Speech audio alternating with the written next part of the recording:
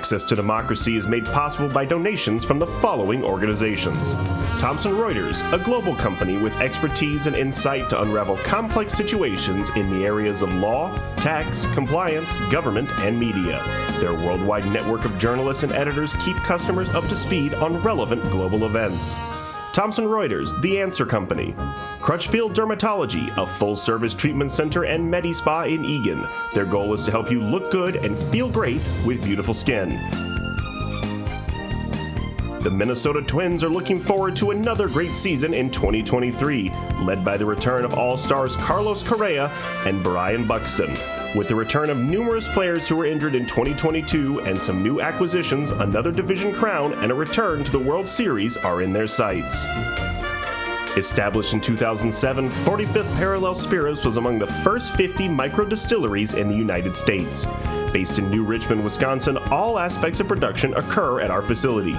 If you're interested in visiting and learning more about the 45th Parallel Distillery, please check our website and plan a visit to tour our facility and taste our spirits. Truestone Financial, with locations in Minnesota and Wisconsin, has proudly served its members since 1939. Truestone engages, educates, and supports its members to ensure they have the tools to empower their financial well-being. Truestone Financial, your neighborhood credit union. Learn more at truestone.org.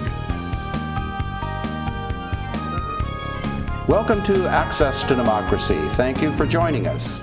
I'm Bill Raker, your host for this edition of the program. We're having as our guest today Mark Jacobs, who's the director of the Dakota-Scott Workforce Development Board, and Michael Berndt, who's president of Inver Hills Community College and Dakota County Technical College. Gentlemen, welcome to Access to Democracy. Thank you, Bill. Yeah, thank you, Bill. Michael, I know you've been a guest here on the program before, and I think you're scheduled to be in the future, but you're joining us today in the capacity of a board member for the Workforce Development for the Dakota, program. For the Dakota-Scott Workforce Development Board, which Mark is the director of. Mm-hmm. That's correct. Well, we're really interested in hearing more about what it is that this organization that the two of you oversee, what you really do. Tell us about the Workforce Development, the Workforce Board, if you will. Well, the Workforce Board, there are actually 16 of them across the state, and ours encompasses Dakota and Scott counties, so the two counties, has up to 27 members, more than half from the private sector, and that's established by federal law. Kind of boring stuff, but the important part there is that the legislators wanted the voice of business to be loud and clear in establishing strategies for employment programs. So whether it's like in a situation we're in right now, where there's a shortage of people in the employment field, or during the recession when all kinds of people were looking for work and there weren't enough jobs, but to have the voice of employers. So in Dakota-Scott, we're fortunate to have people like Michael representing the public sector. We have folks from Thomson Reuters, Dakota Electric, Mystic Lake in Scott County, a variety of leading organizations in the area. So what does this board do? I mean, what's the mission of this board? The mission of the board is really to set strategies around employment programs and services, both for employers and job seekers. And so I always think of it as a pendulum swing. Having done this for 22 years and seen a few economic cycles, you go from like during the recession, when we saw there were about 8 job seekers for every job opening, and we had lines of people waiting for services in our workforce centers, to where we are at right now, where there are about 3 job openings for every job seeker. Think of that switch from 8 to 1 to 1 to 3. And what we're hearing from now are the employers saying, hey, we need help finding people, and what can you do? So that's where the board, that's where they dig in and work on strategies to help our area employers and residents. Well, let's talk just a little bit about that, because there are 2 different sets of challenges when you have 8 people looking for 1 job versus you have 3 jobs and no people. So contrast the challenges and how that works with the organization. jumping into the deep question right away, Bill. Good job. During the recession, I would say the big thing we saw, or a couple big things. One is job creation, working with entrepreneurs to get new businesses started. We did a lot with that. Worked with the college. We had some great staff and great programs with entrepreneurs, and with SCORE is another example. We did a lot there. Then I'd say a second significant piece there, Bill, was people had lost their jobs. I'm thinking like Delta Airlines, when Delta and Northwest had combined then, is what were those transferable skills that somebody who'd been at the airline 25 years? Okay, what can they do? And we would, our programs through the workforce centers, they're now called CareerForce centers, but there's skills, or resources available to pay for retraining. So learn new skills so people could get new jobs, because the airline industry jobs are gone. If you look at it today, what we're doing now that the focus is more on we need people, is what are the underutilized populations? So people with disabilities, some opportunities there. We spent a lot of time on inclusion, diversity, and equity, a second population group that typically underutilized. And then the other one that's more difficult, but and you and I have talked about this a little bit, is just folks who've retired would still like to work maybe 20 hours a week, maybe not starting at 8 o'clock, but 9:30. What are those examples? And that's kind of a new frontier.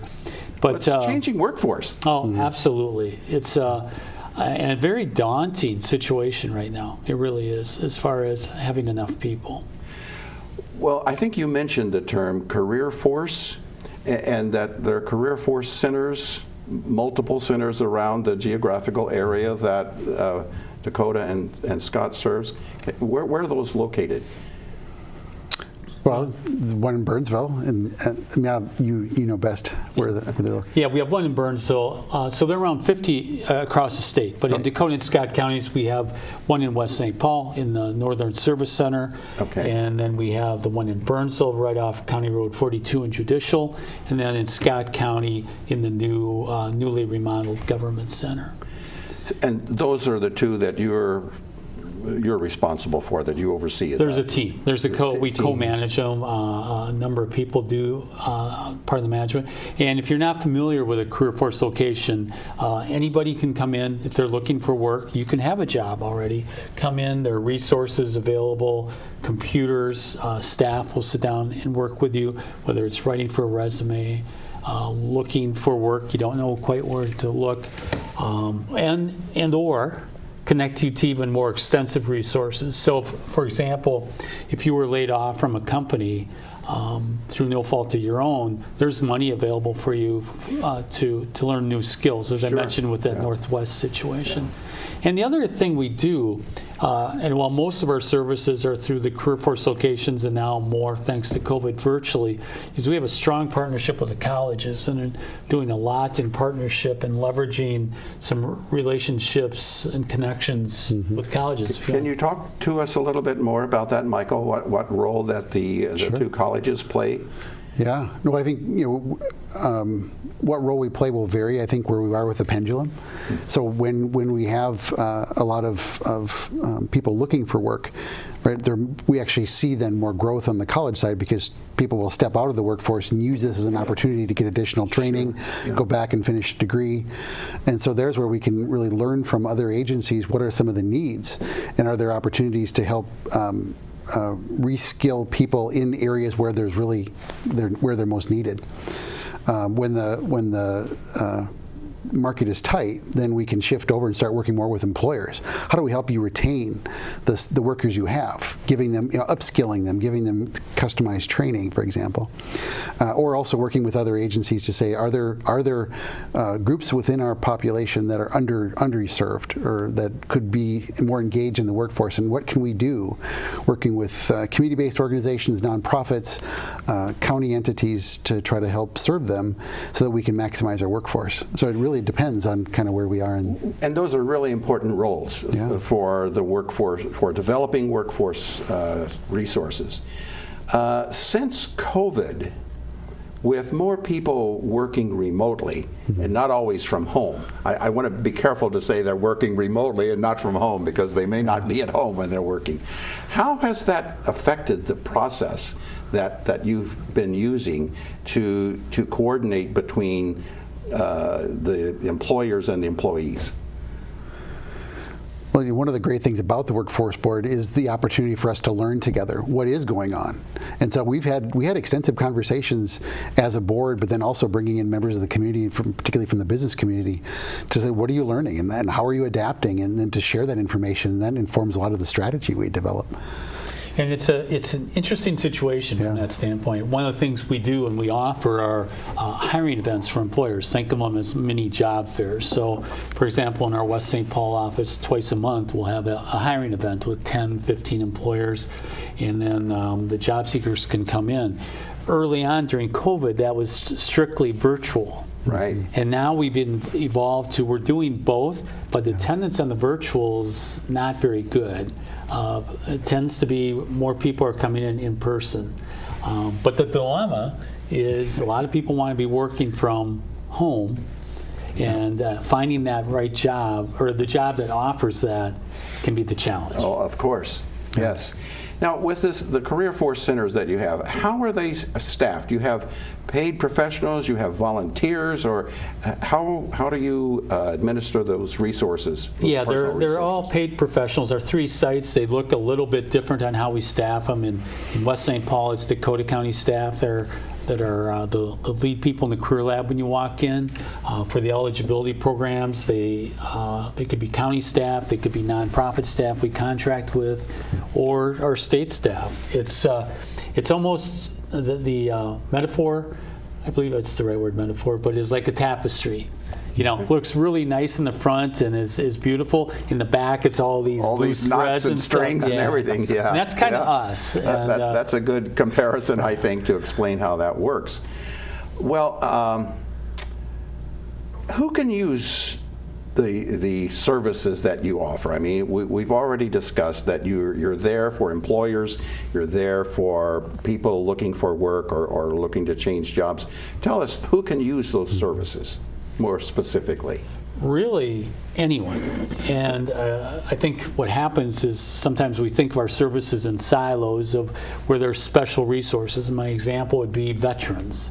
So, for example, a military veteran, there's dedicated staff to help them get reemployed and to provide them with connections with the colleges. If you have a disability, there's a set of programs for that, for those folks, Also, if you're vision problems, state services for the blind, low income. So no matter what your situation is, if you're looking for assistance with employment, we can help you. That's fantastic to know that spectrum is so broad for just about anyone in any situation, any circumstance can avail themselves of your services.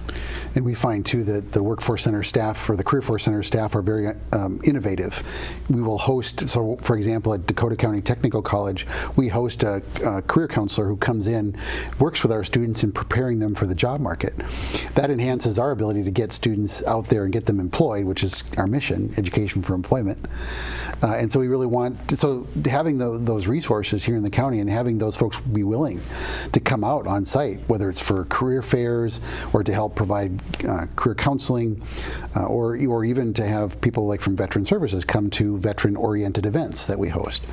That's really where I see a lot of the innovation, and that those workforce boards really help provide a site where we can strategize together. How do you get the word out to the public and to employers that you exist and that you have all of these services and all of these resources that are available to them? How do you get that word out? Ongoing challenge, just like anybody trying to get attention in today's jam-packed media markets. But we use social media. We have promote the hiring events on Facebook, for example, promote information on LinkedIn. We also have an email distribution list of churches, nonprofits, employment counselors, all the many people who are working with people looking for work that we send emails to. So it's really a multifaceted approach. But despite that, we always feel like we could do better. One of the things we're doing right now is really focused on more extensive outreach with area nonprofits. Michael alluded to it earlier, but there's so many groups working with specialized populations, with immigrants and refugees. And that's an opportunity for us to do better, because we do a good job working with the larger nonprofits, the CAP agencies and the 360s and Hastings Family Service, but what are the smaller ones is where we can do better. And part of that is we work through the libraries, public health, and churches, but there, as you know, Bill, you can always do better, and that's what we're working on. Well, hopefully this program is going to help get the word out as well. That's part of our objective, to bring interesting and informative guests onto the program to share with our viewers the kind of information that you're talking about here today. So, I would just add, so in addition to really doing innovative ways to reach out to prospective employees, we also do work to reach out to employers. And one of the things that Mark's really been championing is bringing the presidents of the various chambers of commerce together and really talking through about what are the needs of your members, and how can we, and then leveraging their networks to reach out to their members to let them know about our services. That's been a really exciting to see that develop. So is talking to the various chambers and other organizations is one of the ways you find out about what the needs are in the work that you do. What are some of the things that you're hearing or experiencing right now that may be a little bit different than that has been in the past for you? I don't know that it's different, more than it's bounced back a little bit. And I'd say is transportation related. So the challenge of getting people that last mile from where, let's say the MVTA, Municipal Valley Transit Authority, might take somebody so far in Apple Valley, but how do you get them that last mile to the business? Right. And MVTA's come up with some innovative programs, but that's, before COVID, that was something that was an issue that got talked about a lot, and we're hearing more about it again. So, it's kind of a catch-22. If you're an employer in Burnsville and there's no transportation to your place, how do you know you're not going to get the applicants, because it's a chicken and egg type situation. Sure. So that's one of the things. I think the other thing, Bill, is that there's just not as many people. A lot of people have asked, well, what's happened relative to the workforce? Why do we have this shortage? And I think what we know from various studies and such is, one, fewer people were born. So overall, fewer youth, and you see that in the numbers of people going to school. More people retiring, so that's one piece. We also saw that fewer people came into the country through immigration and refugee services because of administration changes. So that affected that labor supply to some extent. With COVID, we also saw that many people decided to stay home, take care of family members. And many, I don't know if I should say many or some, but those folks haven't come back into the workforce. And so you have multiple variables in play, but when it adds up, it's a shortage. And so that's the opportunity. What do we do about it? And Michael's also on the Governor's Workforce Board state agency. That's so not only is he dealing with our 2 counties, he's dealing with all 87 counties on developing strategies for around workforce. So what does that look like, Michael? Well, I've been to one meeting, and it really is the level of complexity as you try to get agencies across multiple levels and across different industries together to coordinate responses. I don't envy the work that staff have to do to try to coordinate all of that and get us all on the same page. Yeah, a lot of moving parts in this environment that you're working in. Yeah. Mark, you talked about some of the demographics of the people that you work with or that your services are available to, and you mentioned the immigrants. How do you address the challenge of language in working with these people who come to you for help. And Michael will have some insights on this too through the college, but one of the great tools this area has is adult basic education through the school districts and the ability to teach English as a second language to participants. So that's actually, we have a member of District 196, Eric Lind, is on our workforce board, and he points out that people come in, learn English, and once they get to a point that it's good enough, they're getting jobs. Oh, okay. In a tougher job market, they probably would have stayed in longer and improved their skills even more. But now, with the market the way it is, but you're dealing with it like in truck driving. Right. And so, one of the opportunities we had just wasn't in CDL particularly, but it was with CNA, is working with adult basic ed who can provide ESL instructors or support in the classroom, and so we can teach like certified nursing assistant with ESL support, because the students were not, they were perfectly capable of meeting the outcomes of the course, but it was the language that was the challenge. Providing that just in time support gets them into then certified and employed. So I think those kind of collaborations are essential. Yeah. So there's some good resources there. There are Yep. more needed. Right. There's some good ones. Right. Well, that's good for our viewers to know. And we're scrolling across the screen as we're talking about this, the contact information on how to get in touch with the workforce. And hopefully some of our viewers will follow up on that if they have an interest in it. We talked about the shifting work environment and people maybe transitioning out of one type of job into another because the job they were working on maybe is being phased out, but there's some new job being phased in. What do you see as some of the newer skills that people who are either trying to get into or trying to move further into the workforce, what kind of new skills do they need to have?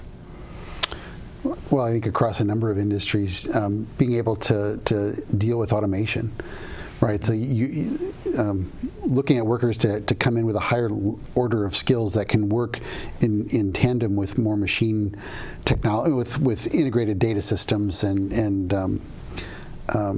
automation, right? I mean, that I think we can then add more value to employers, but that requires us to have more skills. That's the big one right now, I guess you would say, right? Yep. Now, and you have all of the resources, or you have adequate resources, maybe I shouldn't use the word all, to address that shift of skills into being focused more on automation. You have the resources to address that in preparing people? I think what we're seeing are more and more of the industries where we provide training, at least on the college side, integrating then how are we going to deal with these emergent technologies. But we're always chasing, right? The technologies are evolving. So great example is we're through our Center of Excellence in Transportation, we're working more on how do we deal with supporting autonomous vehicles, whether it's on the commercial side or the just personal vehicles, and training up even just our technicians. How do you go in and service systems that are so much more sophisticated than what you ever would have had to deal with in a car or truck before? Exactly. Exactly. Yeah. So we're always trying to catch up, and that's just the ongoing professional development of our faculty and revising curriculum, and that's where we on the college side work with our employers to learn more about their needs. And what's fascinating is sometimes the employers themselves are trying to scramble to catch up, and so we're all in an ideal situation, learning together and evolving to meet the need. And this is certainly fast evolving, the whole artificial intelligence I was going to bring up AI. What are you doing with it? Trying to figure it out, frankly, and also trying to connect and find the resources who can better inform us on what's that going to look like? What training programs should we be looking at? How's it going to play out? So yeah, we're right on the cusp of that, trying to figure it out, frankly. I mean, just the educational enterprise is changing. It's a powerful tool, which can, if some of our faculty are frustrated by the fact that they can do a lot of the work that students would have been expected to do. But now, so they're having to adapt. How do we help use this tool to facilitate more learning? Yes, and to do it, and to the best of their ability, see that that tool isn't abused. Right. Right? Right. Yeah, absolutely. Yeah. Well, gentlemen, as we wrap up the last minute and a half of our program here today, any last-minute thoughts that you'd like to leave our viewers with regarding the Workforce Board and CareerForce and the kinds of services that employers and individuals can get from you? Well, I think just as an example of what we can do together, we recently completed the work on so the county had funds from COVID to support workforce development, and we created a program called Workforce Mobility, where we put out, we reached out to the community to say, you know, if you had stepped out of the workforce, you wanted to come back in, or you wanted to upskill, we could provide free training, and then we used our network of employers to get people employed. So it was a very cool way for us to come together across agencies. Not everything worked out perfectly, but we're learning together, and I think, you know, as we continue to grow, we can do a better job serving the residents. And the takeaway I'd put out there, Bill, is that your CareerForce location nearest you has resources, whether you're a job seeker, whether you have a job or not, but if you need assistance figuring out what's next, stop in, call us, look at the online, look us up online, and we can help you that way. And if you're an employer, also feel free to reach out to us, because there's another set of resources available to you. Well, Mark and Michael, thank you for being our guests on Access to Democracy today, and thank you for sharing this very interesting and very useful information about the Workforce Board and the resources that you have available. Thank you for the work that you do, and good luck to continuing to provide those kinds of services for our community. Thank you. Thank you. Thank you, Bill. And we're out.